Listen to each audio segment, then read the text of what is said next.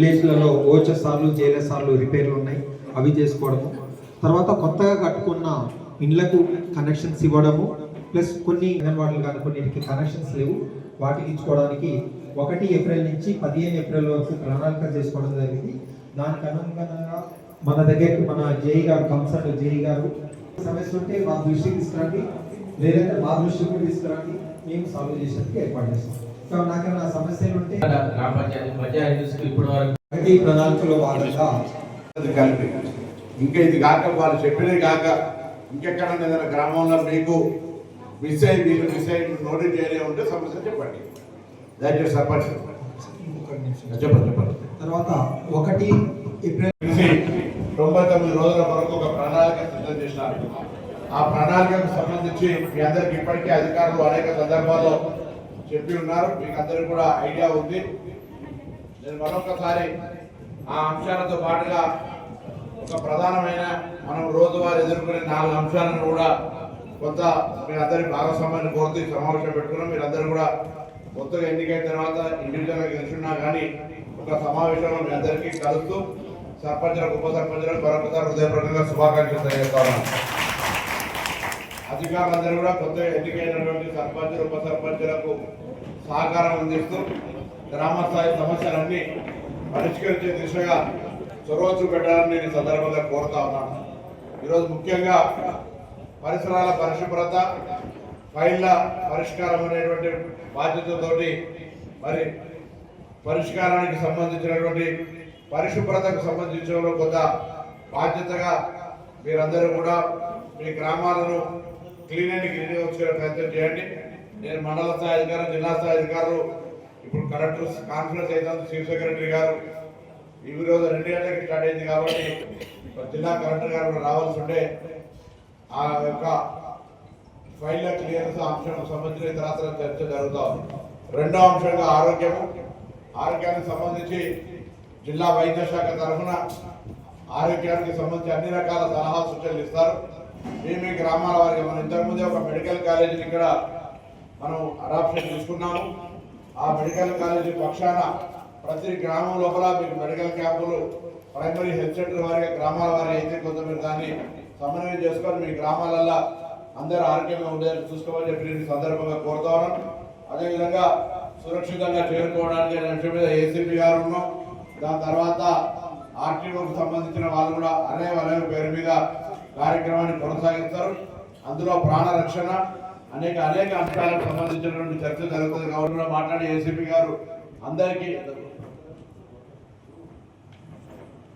అందరికీ driving licence ఇచ్చే విధంగా చర్య తీసుకోండి. నేనేమో సర్పంచులు ఉప సర్పంచులు అందరికీ హెల్మెట్ ఇస్తాను, నేను అన్ని మండలాలు చెప్తాను. మీకు కూడా అందరికీ సర్పంచులకు ఉప సర్పంచులకు హెల్మెట్ ఇస్తా. ఈ ప్రోగ్రాం మీద దయచేసి అదేవిధంగా 4వ అంశం సంక్షేమం.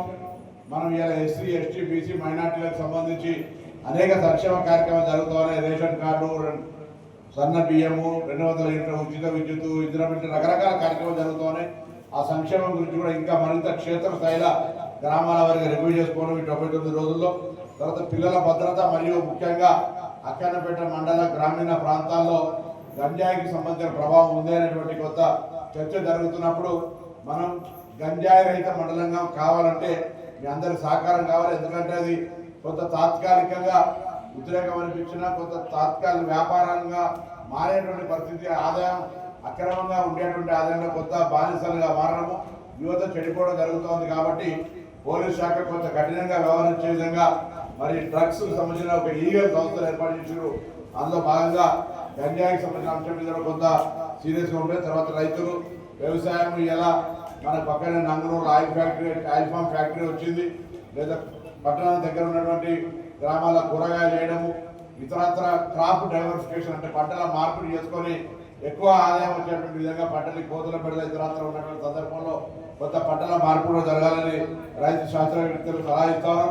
విద్య అనేటువంటి అంశం మీద కూడా మనం ఈరోజు తప్పకుండా మనం ప్రభుత్వ పాఠశాల ఏ విధంగా బలోపేతం చేయాలనేటువంటి అంశంతో పాటుగా యువత మరియు క్రీడలు అప్పుడు కూడా చిన్నప్పుడు మనం చదువుకునేటప్పుడు అందరూ కూడా ఆటలాడేవాళ్ళు. ఇప్పుడు అటువంటిది లేదు కాబట్టి గవర్నమెంట్ కూడా ప్రజాప్రతినిధుల మధ్యలో కూడా ఆటల పోటీ నిర్వహించే విధంగా ప్రణాళిక చేస్తుంది 99 రోజుల్లో.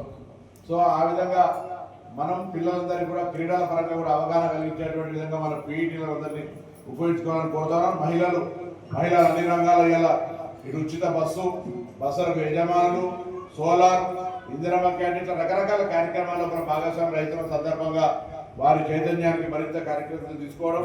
అదేవిధంగా పర్యావరణం, మనం దేశంలో రాజధాని ఢిల్లీ, భారత ప్రధానమంత్రి ఉండడం కంటే రాష్ట్రపతి కూడా ఉంటారు, కానీ ప్రజలు నివసించే యోగ్యం లేకుండా ఆక్సిజన్ ట్యాంకులు పెట్టుకొని బతకాల్సి వస్తుంది ఇళ్ళల్లో. మన ఊర్లు మన ప్రాంతం అట్లా కావద్దంటే పర్యావరణాన్ని రక్షించుకోవాలి. అందుకు వచ్చే వర్షాకాలంలో ఎట్లా మొక్కలు నాటాలి, ఇప్పటి నుంచి నర్సరీలు రేంజ్ చేయడము, తర్వాత ప్లాస్టిక్ను వాడకుండా ఉండడము. దాంతో పాటుగా నేను అన్ని మండలాల్లో అన్ని గ్రామాల్లో స్టీల్ బ్యాగ్స్ ఇచ్చిన కొంత వాటిని సర్పంచులు రాకముందు చాలా కాలం ముందు ఇచ్చారు. మహిళా సంఘాల సమన్వయంతో మీ గ్రామంలో ఏ కార్యక్రమమైనా స్టీల్ బ్యాగ్ వాడేటట్టుగా మీరు తగిన చర్య తీసుకోండి. దానివల్ల అందరికీ కూడా ఆరోగ్యం బాగుంటుంది, క్యాన్సర్ బారిన పడకుండా ఉంటారు. కాబట్టి ఆ అంశం మీద తగిన శ్రద్ధ తీసుకోవాలని సందర్భంగా నేను కోరుతాను. ముఖ్యంగా 4 ప్రధాన అంశాలు, ఇవేమో 10 అంశాలు. ఇందులో నేను త్రాగునీటికి అత్యంత ప్రాధాన్యత ఇచ్చి ముందు ఆర్డబ్ల్యూఎస్ ఎస్సీ గారు మీ మండలంలో ఏ విధంగా ప్రణాళిక ఉంది, మీరు కూడా దాని మీద స్పందించి మీ గ్రామంలో ఉన్నటువంటి నీటి సమస్య గురించి చెప్పండి. అయిన తర్వాత మనము దానికి సంబంధించినటువంటి హెల్త్ విషయం లోపల డిఎంహెచ్ఓ గారు దాని తదుపరి ఇందిరమ్మ ఇండ్లకు సంబంధించి ఈ మండలంలో మనం ఇందిరమ్మ ఇండ్లు ఎన్ని ఇచ్చినాము, ఎన్ని కంప్లీట్ అవుతున్నాయి, ఎందుకు ఆలస్యం జరుగుతుంది, అవన్నీ కూడా ఈ 99 రోజుల ప్రోగ్రామ్ లోపల కంప్లీట్ గృహప్రవేశాలు జరగాలి. ఏప్రిల్లో మన కొత్తిళ్ళు వస్తున్నాయి, లేదా కంప్లీట్ అయితేనే నేను కొత్తిళ్ళు ఇస్తా.